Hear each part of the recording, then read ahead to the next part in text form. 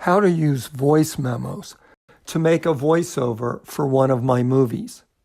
The first thing is to write what you want to say and then edit it so that it communicates as clearly and plainly as possible what you want to get across.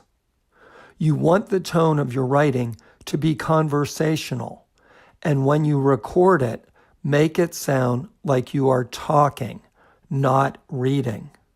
The first line should be, "My name is." This will allow me to correctly identify who you are. Once you have honed that script as well as you can, it is time to record yourself reading it. Open the Voice Memos app on your iPhone. You can do this in two ways. Either look for it. On my phone, it is in Extras. But an easier way to open it is to simply say, "Hey Siri, open Voice Memos."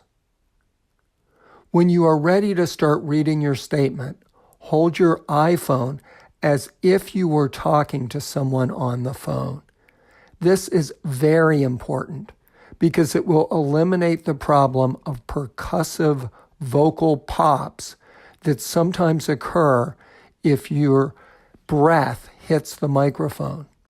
Peter Piper picked a peck of pickled peppers.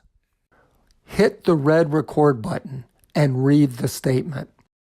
If you flub something, don't worry. Just, where am I? Just wait.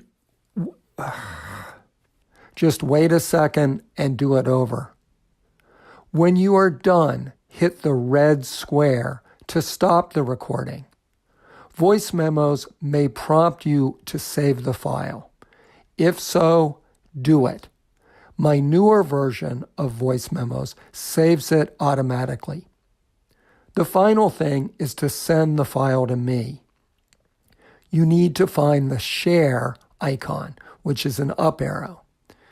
Hit the three-dot icon and you will see the share icon. Hit it and choose the mail icon. Hit that and type in my email address.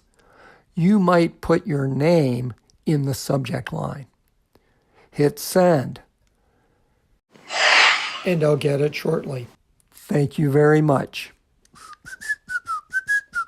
If you want to read my instructions, pause the movie now.